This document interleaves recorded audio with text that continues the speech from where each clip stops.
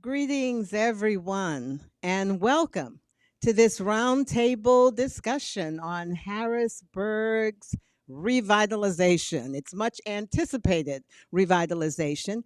PennLive and the Patriot News are organizing a series of discussions with stakeholders in Harrisburg and with experts who can provide information and guidance to help Harrisburg, its residents, and businesses take that giant leap toward prosperity, which is what we're all hoping for in Harrisburg.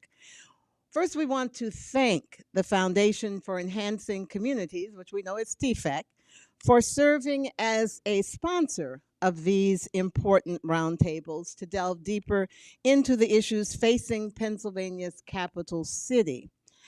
And at this point, Jennifer Doyle, President and CEO of TFEC, has provided this message. Good afternoon. My name is Jennifer Doyle from the Foundation for Enhancing Communities, and I'm so excited to welcome you to today's Harrisburg Forum. The way forward for Harrisburg's downtown is going to require collaboration across our community and a shared commitment to solutions that are going to last. At TFEC, we believe in the power of collective action, and we are dedicated to supporting and guiding the partnerships that are going to shape a stronger, more vibrant city for today and for our future. We're excited to partner with PennLive today as we discuss the pillars that support our downtown community. Wonderful. Thank you, Jennifer. That's great, and we are so really excited to have TFEC partnering with us.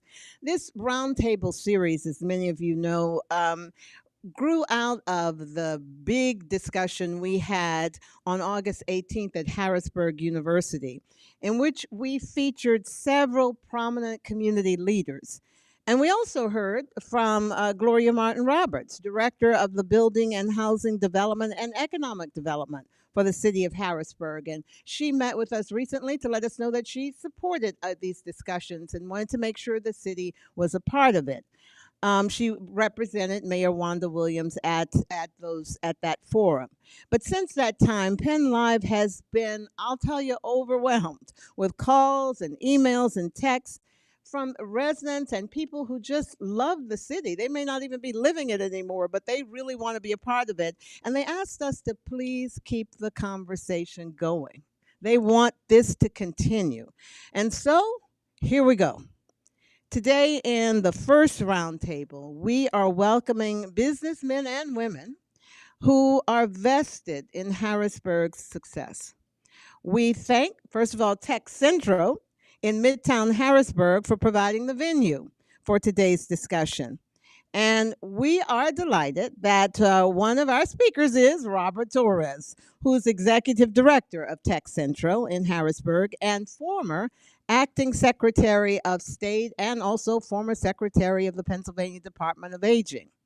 But also we have with us, to my right, Justin Browning, who has owned several entertainment venues in the city, several businesses, including the soon-to-open Capitol City Music Hall on 2nd Street. And we have Doug Neidich there, who is Chief Executive Officer of GreenWorks Development and President of the LCCM Solar LLC. He's a developer of nanotechnology-based photovoltaic cells. And he also was part of a team that helped launch the STEAM Academy in Harrisburg. We have with us Anela, I'm saying it right? Anela, thank you. Anela Selkovitz, thank you, Anela, who moved to Harrisburg from Los Angeles in 2010 with her husband. Her husband was born and raised here in Harrisburg, and she has been a business owner in the city since 2011 and is now owner of Found Collab, which sells vintage, local, handmade wares and art. We also, on that side, have with us Tammy Worthy Jones, as she is a businesswoman who moved to the Harrisburg region from New York 17 years ago. You're a native now. Okay. And she is owner of Just Baked Cookies and Pies at 2070 Verbeck Street in Midtown. So Welcome, everyone. First of all, sincere thanks for being here. Relax. This is really for us to talk so that we can provide some inspiration for our community, but also maybe some essential feedback to the people who have to make decisions about the city. So I did tell our distinguished guests that the first thing I would do was let them talk. Let them simply tell us about themselves, about their businesses, because they want to plug their businesses and they want to plug what they're doing. And from there, we will go on to some of the more challenging questions. But let's start with Justin.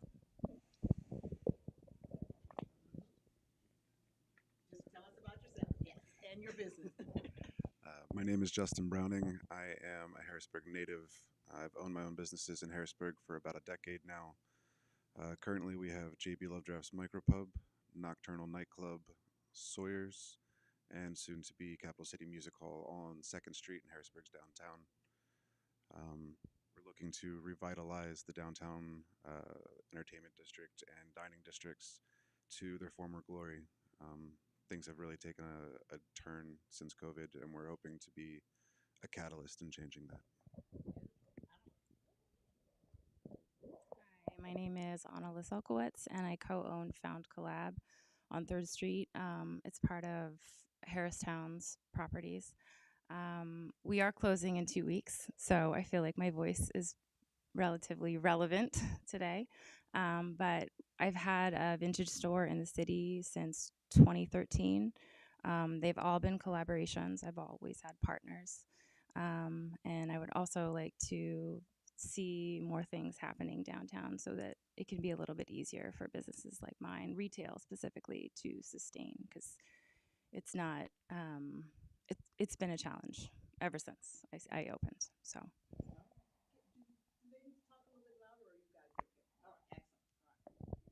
Hi, good afternoon, everyone. I'm Robert Torres, Executive Director of Tech Centro Capital Region. I want to welcome you and my fellow panelists to our center.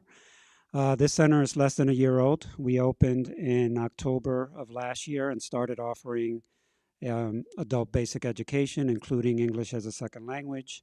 And also, we provide occupational training right now in the allied health fields of phlebotomy, medical assistance, and certified nurse aid. Soon, we'll be opening up additional trade offerings.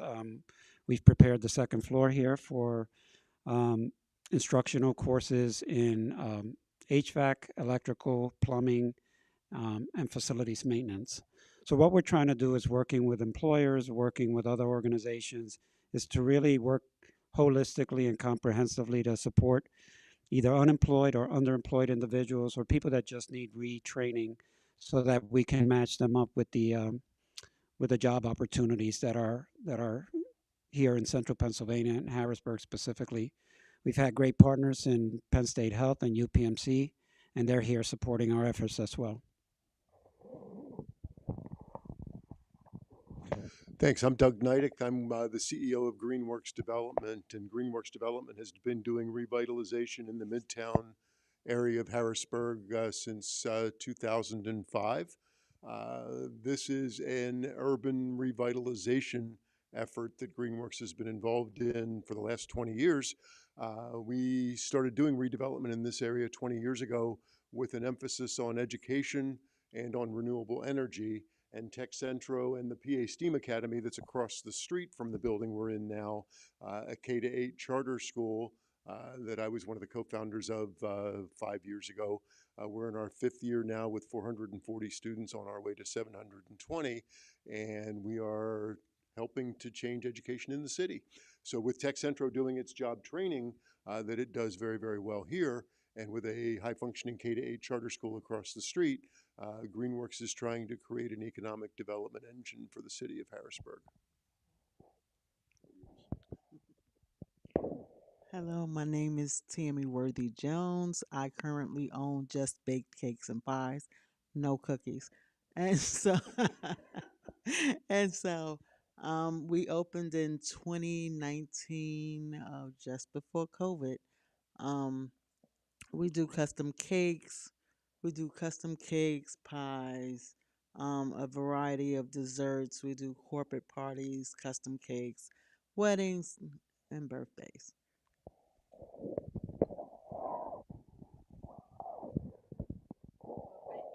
That is a good overview, and sorry about the cookies. I did not tell you. That's great. All right. So as you see here, we do have a diverse group of people who can offer different perspectives. But I'm going to sink right in, jump right in, and just say, let's now talk about the issues. What are the challenges? Let's not leave out the rewards, but what are the challenges that you individually have faced as you have attempted to step into either the technical, the training of workers, or actually opening your own businesses? I think I really want to start with you, Anila, because you say you've been in business for a while, but now you tell me it's about to close. So, what is all of that about? All right, so we are in Soma on 3rd Street. If you've ever been there, you notice that it's beautiful. They have a really, you know, very pretty area. They've done a great job maintaining it. We've loved being there. We were there in a smaller shop starting in 2019. And we're really hoping to see more traffic as the years went by. COVID obviously destroyed a lot of stuff. Um, we have not seen people since then. It's just really hard to get people in. People, I mean, we could talk about parking. That everyone knows that's a problem. No one likes to pay for parking downtown. Really, our challenges are traffic. That's what it is. Um, and there are lots of other little things here and there. But if we had the foot traffic, I think we would be in a different position. You know, we moved to a larger location down the street in 2023. We rebranded. We started selling more handmade things. We have local artists, local makers. We thought maybe that would be a little more of like an enticement for people, but we just realized it's foot traffic. There's a lack of it, and without other retail in the area, it's really hard to be so isolated. We're an island. Just quickly on the foot traffic thing, do you think that has anything to do with the fact that state workers are still not prevalent downtown on a regular basis, or is it just the parking? Um, I think that does have something to do with it. The state workers, I do not think they were our core customer base. Um, I think COVID really reshaped shopping. People buy things online now. They, you know, they just do things a little bit differently. I think people are scared to come downtown. I'll be honest. I'm there so much that it is frustrating to hear that people don't like to come downtown because of you know they're afraid. You really just have to be there to know that there's nothing to be afraid of. Uh, so I think there's a few things, right? It's um, we do have uh, right down the street. There's a couple of buildings that they're mostly elderly. Like the demographic in the neighborhood is maybe not ideal for retail, right? Um, but I think what we really need is more retail. If you have more retail down there, if people will take the chance, then I think people will come out of their shell a little bit more. And Good point. That's one of the things that people like about Lancaster. That you go down there are all these little shops, these little craft things, these little right, and that's what we really want to see in Harrisburg. But let me turn to yours. I hope there's still hope for you to stay open, but maybe there isn't. Sounds like no, you're going to close. But let me turn to Justin, who's busy taking notes, and who's about to open one. If it hasn't opened, I'm not sure what the status of that is. So tell us, Justin, what's going on with you? In reference to opening, that'd be the Capital City Music Hall. We're looking at early October for that.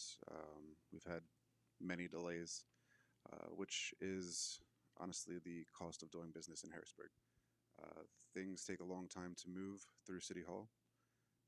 They have a limited staff within their government structure that are able to push through the proper permits and zoning ordinances that need to be done in order to make large projects happen. Um, it's not saying anything bad about the city, things just take longer. Um, what else would you like to know? I don't know. That's a challenge, clearly. But talk a little bit more about that. I mean, about what has the process been like for you to get the permits? Why has that been so long? For starters, we took over a building that has been in the same use for nearly 40 years. Formerly, it was the Federal Tap House. Before that, it was the Dragonfly and Spy Club, which were both live music venues.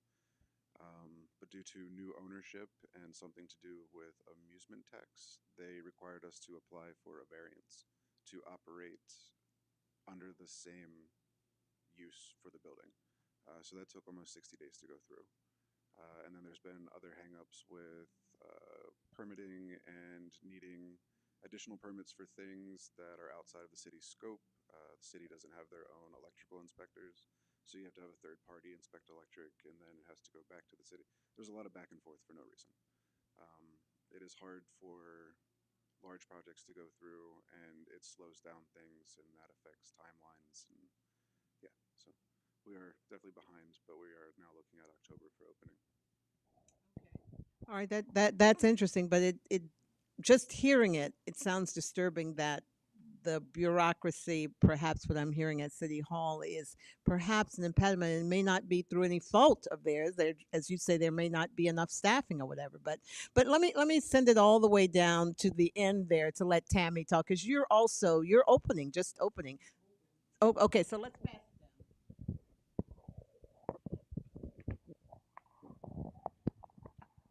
Okay, so I've been open since 2019, October of 2019, right before COVID. I took over what was the old Proctor's Bakery inside the Midtown Scholar.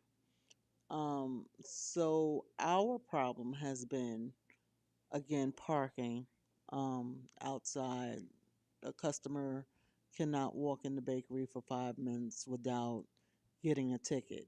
And so that's a huge concern because when you have to pay for parking for somewhere you're going to be literally 5 minutes, 10 minutes tops, you shouldn't have a $30 ticket just because you ran in to pick up a baked good that cost you $5 or $10 or what have you. That's one thing. And then our other issue is um, the fact that we don't have the foot traffic. Even though we're inside the Midtown Scholar bookstore, we have a lot of activity on that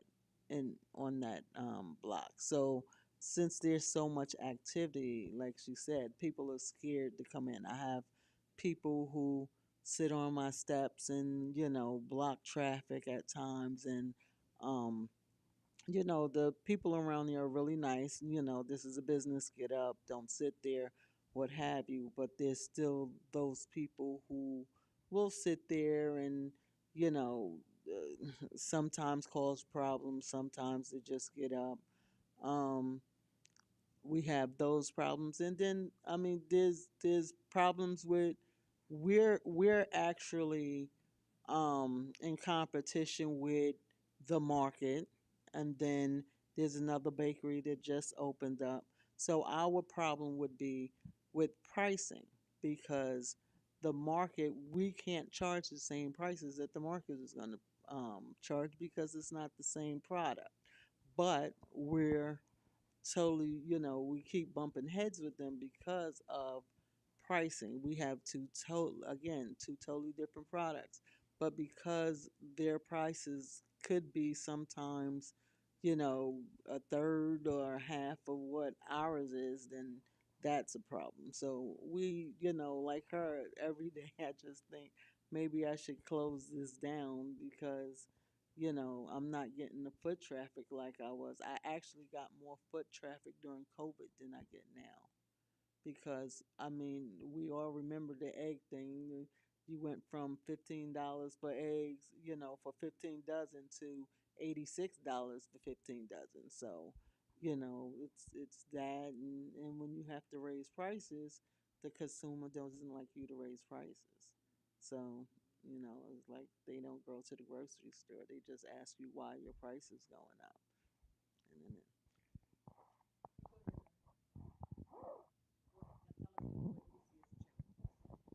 Uh, the challenges, I don't see challenges as much as I see opportunities in this area. I've been working on redevelopment in this area for the last 20 years. And 20 years later, I think we put the right recipe together with the PA Steam Academy across the street, Tech Centro in the building that we're sitting in now. I've got a financial institution that's looking to service particularly lower income and starter uh, folks in the area as well, and things seem to be lining up that they're moving in the right direction. So there are clearly challenges in Harrisburg. Parking is a problem. Not enough traffic, pedestrian traffic is a problem. We've got to get the other Broad Street Market building rehabbed and back in service. There are challenges, but there's a ton of opportunity as well.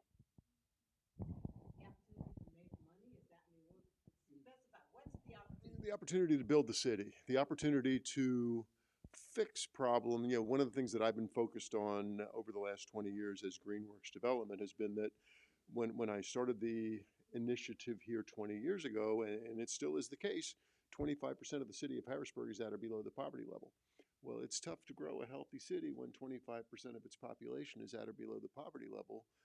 So when I started this initiative, education and training were real priorities. And if we can fix that 25% issue, we can start to really move the needle. And that's one of the things that Robert is hard at every day that he comes in. He is working on retraining and bringing people to, and I don't want to speak for you, Robert, but to $20 an hour jobs, plus benefits in a future after 6 to 9 months worth of almost free training for the client. Those are the kind of things in my mind that are going to really help to fix the city, and we're sitting in the middle of it here. Yeah, so since we've opened, the challenge for us has been how do we meet the demand? Harrisburg has a high poverty rate, almost 30%, even higher for people of color. So that's one of the reasons this center is here, to help people, rethink opportunities that they could have with their occupation, try to get them employment opportunities that will give them a livable wage with benefits, and perhaps a step into other career opportunities. We're working with employers. Like I said, I mentioned two in particular because we have health programs, but I can tell you skilled trade construction companies are interested in what we're doing here because there's a high demand for workers. And I failed to mention that we also offer employment support. So someone may come in and just say, I need a job. So if we know that there's opportunities here in Harrisburg, we'll try to direct them at least to get them started and employed somewhere, and then work with them as needed to provide any other support. If we can't do it directly, we'll do it through a partner agency where that's their core competency, like childcare or transportation. Transportation is one of them. I mean, in terms of the adults that are coming here, once they start attending classes and getting to know each other, they support each other, and in some cases help with transportation. But it's an issue, I mean, in terms of public transportation.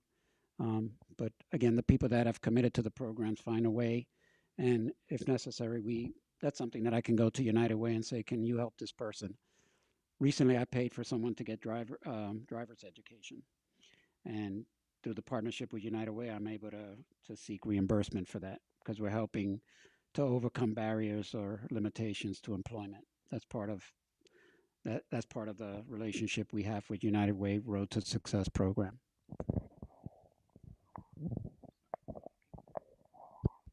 Well, we've heard of a myriad, frankly, of challenges, but Doug, your point is well made and is worth emphasizing.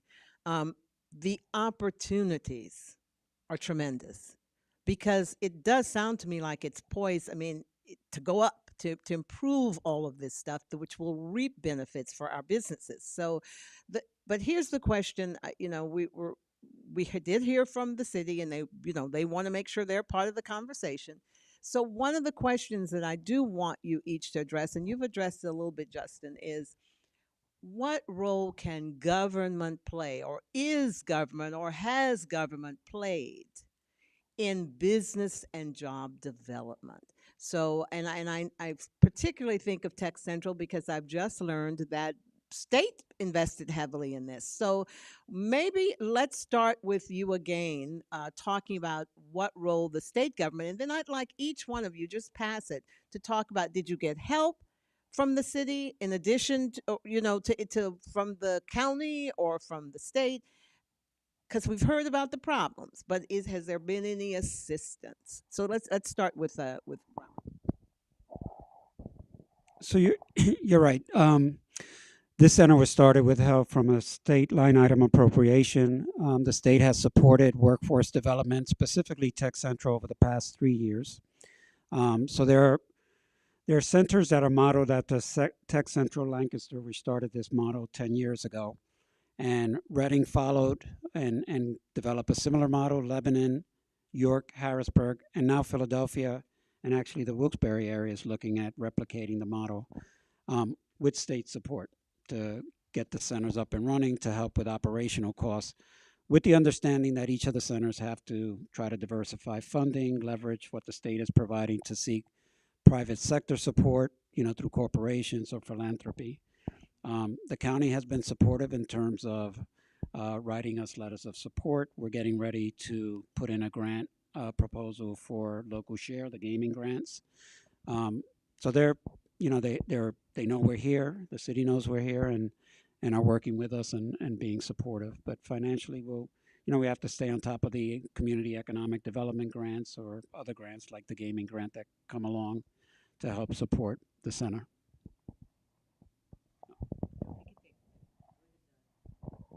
Joyce, one of your questions was, what can the city do to help? And I think any city, including the city of Harrisburg, their job is to make it as easy as possible to get productive projects done as quickly and as effectively as they can. Harrisburg has its challenges in some respects there, but that is the goal of any municipal entity that sits underneath this, is to try to help coach it along and take the walls down that prevent you from doing business, whether it's parking or whether it's permits or whether it's anything that could stand in the way between you and where you need to be. With the STEAM Academy in which you've have they been helpful? State, city, county, Education's a battlefield. So it took us a couple of years and 140,000 or so of legal fees to get the charter for the school. But we did get the charter for the school, and we started operations at the PA STEAM Academy in the fall of 2021. We started with kindergarten, first and second grades, 120 students, 40 students each grade. And we have grown to 440 students K through 6 this year, on our way to 720 students when we fill out the full K through 8 enrollment. We've got 440 students in the school this year, and well over 800 students on wait list. And I haven't checked that in a month or so, so it's probably closer to 1,000 students that are on wait list now. There is clearly the need and the demand for a viable alternative educational program. And that's what the PA STEAM Academy is all about. I think what I would like to see, and I haven't seen, are available grants that could help you along. I know that during COVID, not so much as myself because I had just started, so I didn't receive any of those grants. But um, I would like there were business owners that I know that were in business for a while that would receive grants or find out about grants or you know things that could help them, and then by the time it trickled down to me, oh, that's over with. So it's like I would like to be to know or be notified about grants or upcoming anything financially that could help us along as a business, and not struggle so much until we pick up and can get, some more business in. But if there were some grants available that I could use those grants in order to help me further along.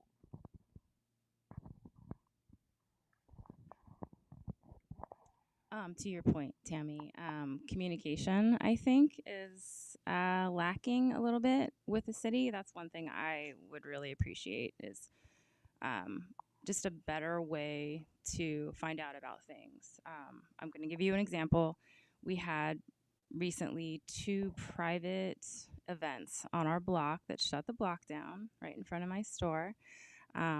We knew about one ahead of time, and it was planned, and it brought in 0 traffic. I can't do anything about that. I'm kind of at the whim of the people coming through there, but the communication between some of these organizations who, they're putting these events on, they are private, and the city and the businesses, just to say, hey, this is happening. How can we actually work together?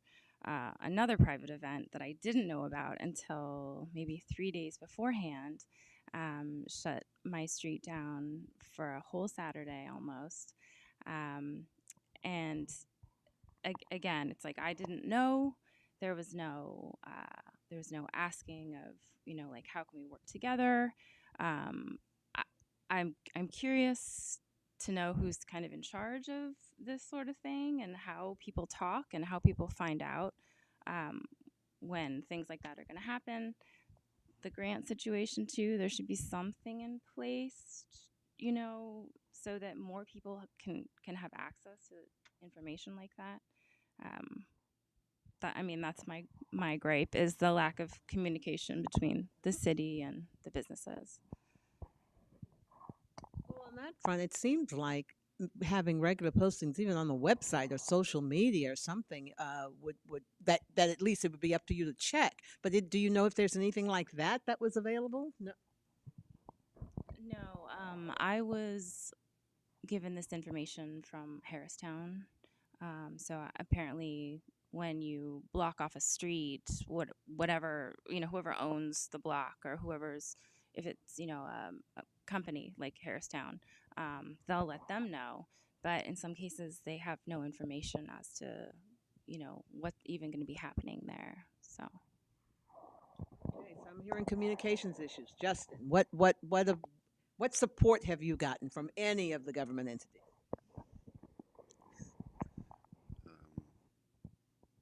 No. Honestly, most of the things that we do, we have to figure out along the way.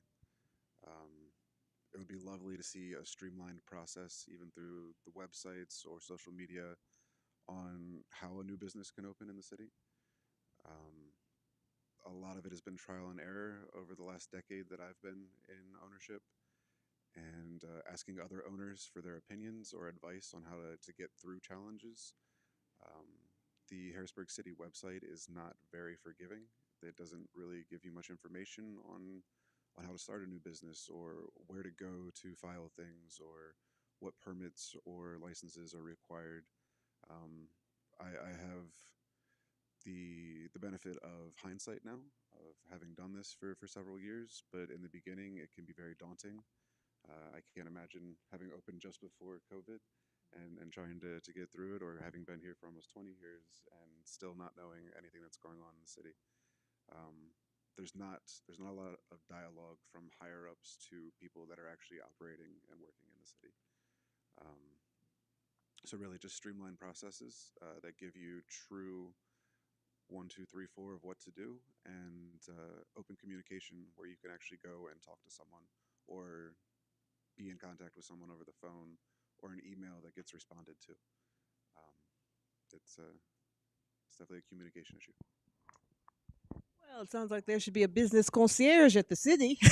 Someone that you're going to get someone and they're going to walk you through every process, right? I mean, that was like a no-brainer. But all right, let's do this. We did ask our readers to at least offer some things they wanted to discuss. So I'm going to give you a few of those, and I know that Chris is over there. There may be things coming in from people who are watching online, but some of the things that people want to know, they said if first of all, they thanked us for doing this, and they said if Harrisburg wants to revitalize, it may wish to start with tempering the outrageous parking fees.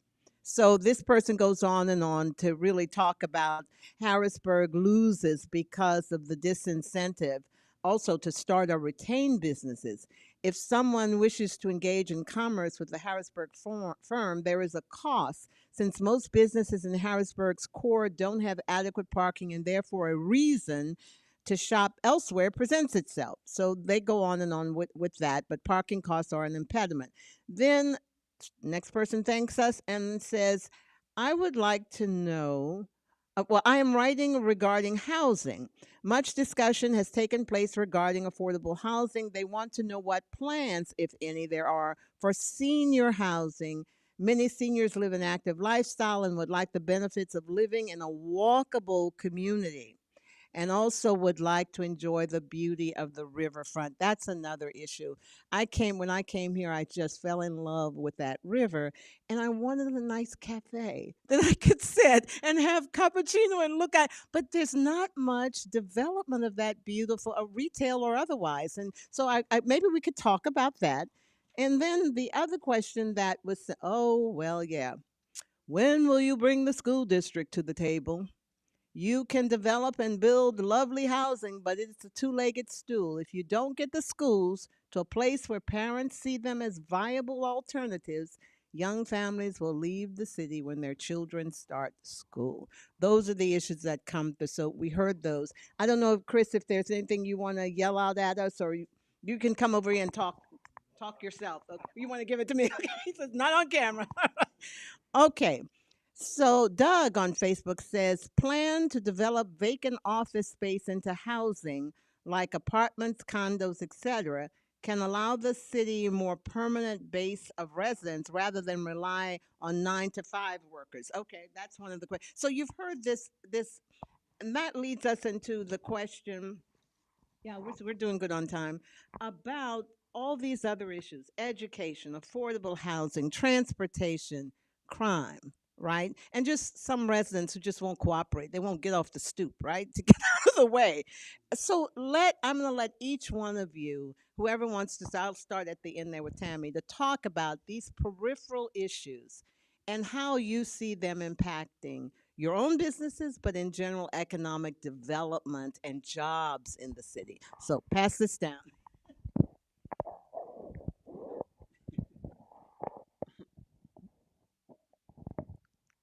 I really don't know how to answer the question. My problems I related to you, and um, I believe if there was affordable housing, and you had like more people that had school age children downtown, but I don't live downtown, so that I really can't, you know, um, really say anything about that because although I own a bakery downtown and I see a lot of people in the bookstore, what have you. There's not a lot of school age children that's in the bookstore. It's only, and I'm actually in the kids section of the bookstore, but you really do not see a lot of school age children in that section of the bookstore. You see a lot of adults. So I don't really know, what the focus would be on housing and, so I'm going to pass this to Doug, and I'm sure. Well, Joyce, you mentioned a whole list of different things that are impediments, and I agree that there is a list of things in Harrisburg, PA that are impediments to developing the city. I think one of our challenges has to be to prioritize that list and really tackle the things that are going to have the broadest impact and the most long lasting impact. And to me, that's education and job training. And that's what I've tried to put together in the Midtown redevelopment project that GreenWorks has done over the last 20 years is a kind of a comprehensive, interconnected education and job training initiative. Jen Marson's the principal of the STEAM Academy across the street from Tech Centro, where we are now. And Jen estimates that over 70% of her parents at the STEAM Academy can use the kind of job training that Tech Centro offers right across Riley Street. And that's already happening. Robert, you can talk about this in a second, but you've already got some of our STEAM parents that are here getting retrained. There will be many more that will come across the street as our student body grows from 440 students to 720 and maybe more. That's a lot of parents. If 70% of them are actually eligible and in need of this kind of training, a lot of parents who are going to wind up seeing the inside of this building to do that retraining. And that's my personal and my GreenWorks priority is to tackle that education and training problem to elevate the population in the city that's already here. Yes, I agree with Doug in terms of, finding that synergy between us as a training center and parents that are going utilizing the STEAM Academy and in need of training. One of the things that I'll say as former Secretary of Aging, senior affordable housing has always been a big issue. I know there's projects in the city of Harrisburg, but more importantly, in the next 5 years, Pennsylvania senior population, about a third are going to be over the age of 60. So what that means in terms of a declining workforce, the need for retraining, and and as a city, the need to look at what do I need to do to accommodate an aging population. How do I make it welcoming, safe, and something that again, an older aging population can feel comfortable in.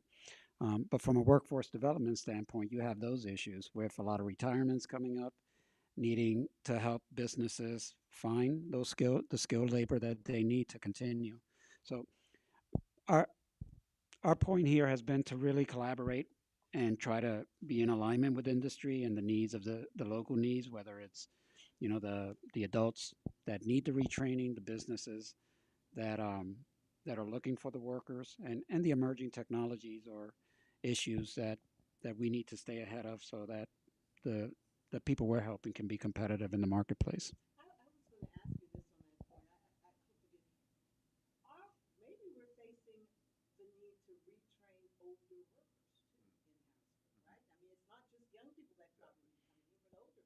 Yeah, no, we have. I mean, we're serving people from mid 20s to maybe their mid 40s and up. People have come here, even older. We have workshops in partnership with Penn State Harrisburg for digital literacy and employment readiness, and we've had seniors come in because they're still working. Yeah. Right, right. Can you repeat the first question?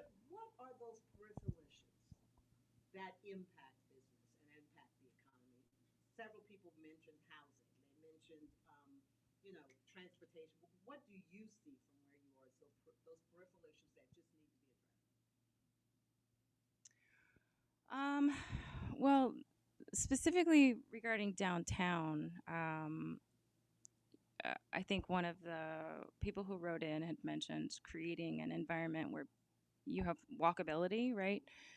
Where you have a place to get food within walking distance, where you can get to public transportation. You have access to reaching other parts of the surrounding areas easily. I mean, we used to have a market downtown, and that went away. I used to go there all the time, but also I think we need to make parts of downtown more user friendly, in that we create more places to walk. Maybe close some of the streets. Maybe create little hubs for people to do everything they need to do that day. Um, my street, Third Street. I would love if they just closed that off. I would love from Market to Chestnut, that was just all full of shops, and you could go and get your coffee. You can go grocery shopping. You provide for all of those people who have been moving in the last few years. Really reworking some of the the city, I think, would be important. You do have you also have to talk about the unhoused, like how are they going to handle this? Like, this is everything touches small business, everything. I mean, I could speak on it forever. But that's a huge issue too, and I don't have any of the answers. There's a lot of vacant retail spots. Like, get creative. Think about what else you can do, you know? But I do think if you're going to have people, if you want people to live downtown, if you have these spaces for them, you have to give them something. And that's not just a place to buy clothes, it's everything else. So, really thinking about people first would help.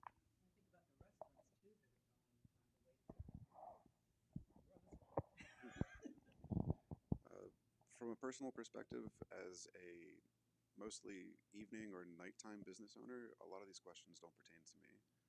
Um, I have no opinion on children's schooling because children don't go to clubs. Seniors, while still having an active lifestyle, generally don't go out past 9 o'clock. Um, I do know from other conversations I've had with other leaders in our community, um, companies like Harristown are working on converting office space to housing. They are working on converting former office space to senior living.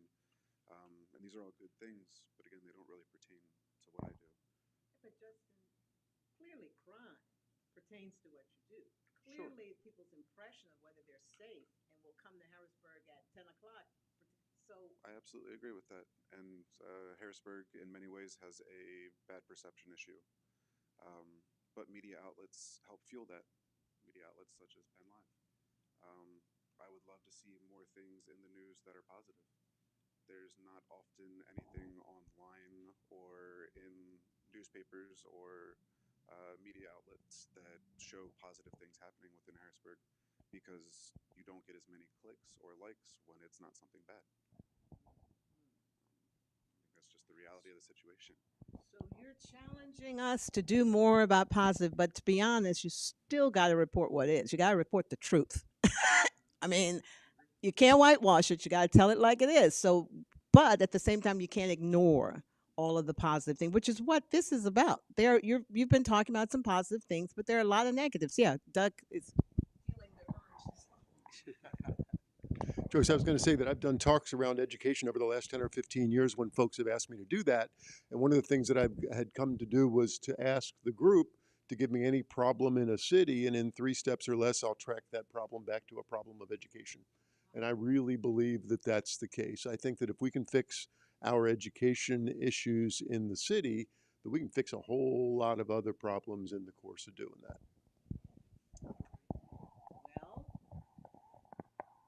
Well, thank you. Well, Doug and Robert are clearly on the same page. They believe education has to be the center of it. But I'm going to tell you, I'm going to challenge them a little bit because I think we've got to walk and chew gum at the same time. I think we got to tackle all of this stuff. And I want you guys to challenge me back in your final remarks. I think we've got to deal with housing. I think we've got to deal with crime. I think crime does exist. I'm sorry. We have to deal with transportation and all of those things have to be a comprehensive report. Now, I'm probably wrong, so I'm going to give you guys the final say on this. We'll start with Tammy. Just as you look at it, Tammy, in your wisdom, what are your recommendations to those people who may hold power and those who think they don't but really do, the residents and business? What do you recommend when you look at this? What would you say needs to be done? What can we do even right now? I don't want to give you too much. um, I, I don't really know what we can do. I mean, I talked about grants, and he talks about education, and I agree with the education, but I feel like it takes a while to educate someone. So you're not going to get educated within the next 2 months, in order to fix the city. Education is going to take a minute. So, whether you educate them, on getting a license or what have you, that's still going to take a while. What are we going to do within that 6 months, or a year or 2 years? that it's going to take to educate someone, because the crime, although we want the crime to stop, the crime is, if you're saying education would probably stop the crime, well, we're going to take it's going to take a few minutes for us to educate someone to stop the crime.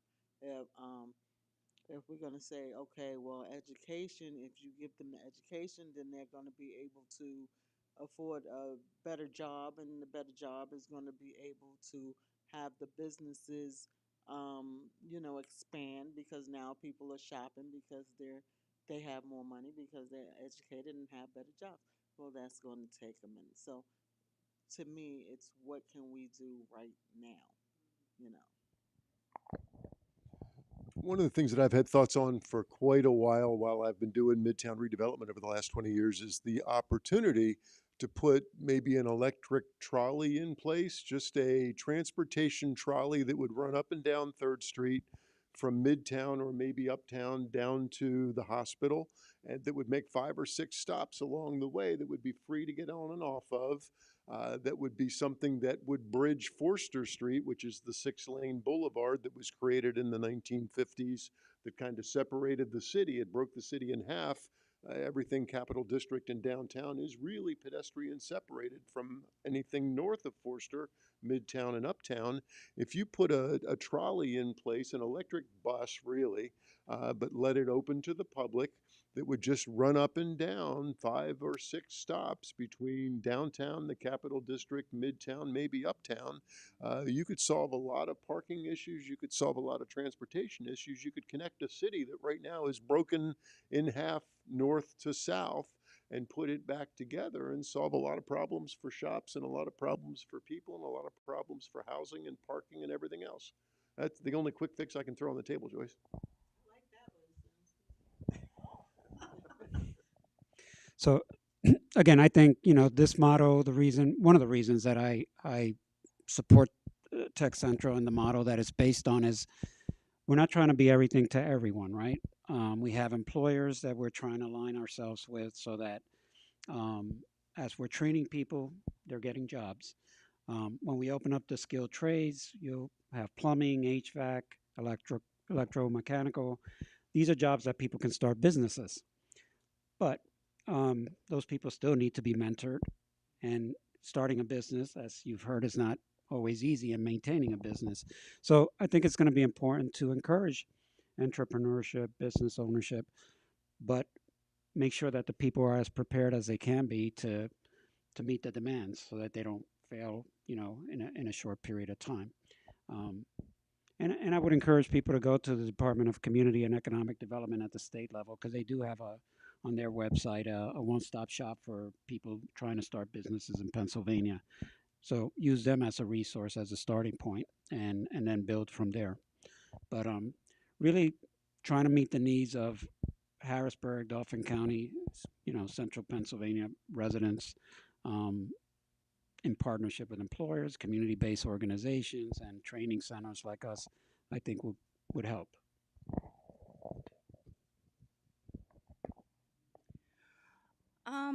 I think if there was just more incentive for people to open a business, I don't know what that would look like in terms of like city help, but giving people more of an incentive to do that would be helpful. I do like the trolley idea. I think that's cute. But I'm also with Tammy. Like, it's really hard to think about that stuff when, your needs are immediate. And I agree that we need better education and we need to focus on education and kids in general. Um, because the crime situation, I don't have a nightlife venue, so I can't, not that it's specific to that, but I can't really speak to that either. In my neighborhood, I don't know. I don't have much to add. We do, Harristown does a good job with security. Whenever we need something, people are there for us. Aside from the vacancies on the street, I have no, I've been lucky. I haven't had any problems, and everything that's come through my door, I've been able to handle on my own. So I just don't have a lot of the same experiences a lot of people do, you know.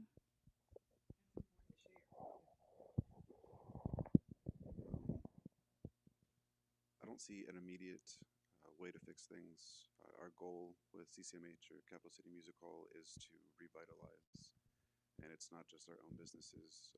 We're drawing in people from outside the city and outside of the state, generally the entire northeastern portion of America. So um, we should see more foot traffic for spaces, more visitors for local restaurants, more hotel stays, hopefully people staying overnight so they can visit our local tourist areas. It generally should be a boon or a boost to the area. Um, but there are definitely perception issues that we have to get past. We have the benefit of those coming from out of town not having to deal with our local politics and the local conceptions or misconceptions that people from the West Shore or Carlisle or surrounding areas might have of Harrisburg. Um, in general, I think Harrisburg is on on the precipice of a large new thing. And there are younger people coming to the city. There are people taking chances and opening businesses. And I think that there should be incentives for them to come here, whether it's rent help or tax breaks or education in how to do things so that they don't screw themselves up later with local authorities and politics. But those are all things that are on a much higher level than my own. Well, I just want to thank you. I think you guys came up with some very, very interesting and very, doable idea. I mean, what's not doable about doing a trolley? I've been in so many cities that is what they have, and tourists come and they hop on, they hop off, and they really, and it might increase the foot traffic, right? If people didn't even have to worry about parking, it is one way to get around the parking. But the other thing that we have to emphasize here, streamlining, right? Streamlining the process that businesses have to go through to be in business, to open a business. Am I wrong? Does that needs to happen or not? Is it perfect? No, far from all right. So I also heard grants, right? We need more grants to support businesses who are still struggling because let's face it, we are dealing with inflation, as you mentioned, right? So we've got to get more support for these businesses, immediate support, right? Is that right? Okay. And I love the idea that you're saying that one business that you're doing you hope will revitalize at least the block, if not that downtown area, and bring in outsiders. One of the things I wonder is do we have to be so afraid of outsiders? New blood, new ideas, new people coming in. A lot of times we hear, are they Harrisburg born and raised, right? But we need different ideas, different people at the table. Wrong or right about that? Anybody disagrees? Okay. Well, I mean, I think those are some things right off the bat. And of course, the long term, the education. But it's also, frankly, I think short term too, right? I mean, we're going to talk about that in some of our next events. But I'll tell you, the time, unfortunately, is wrapping up. And I want to sincerely thank our guests for sharing their experiences, their knowledge, and expertise. And I know Tammy was really worried because she's shy, but you did very well, Tammy. Thank you. And but you shared your expertise and your true life experiences on economic development in Harrisburg. And these are the perspectives of people really in business now. We also want to thank our online guests for tuning in, and of course, our wonderful reporters and support staff at PennLive for helping to make this happen. Please, we ask you to stay tuned for the next roundtable discussion that I think will look at the hot button issue that we've heard talked here transportation and parking. And we're going to see if maybe we can pursue that idea of the hop on, hop off trolley here, because I love that idea. Um, we will announce when, who, and will be on the next roundtable shortly, but stay tuned for that. And again, just thanks to everyone. You didn't have to do this, but you did. And we're all, I think, invested in making Harrisburg better now and for the next generation. So with that, thank you all. Talk to you soon. Check out PennLive, okay? Bye-bye.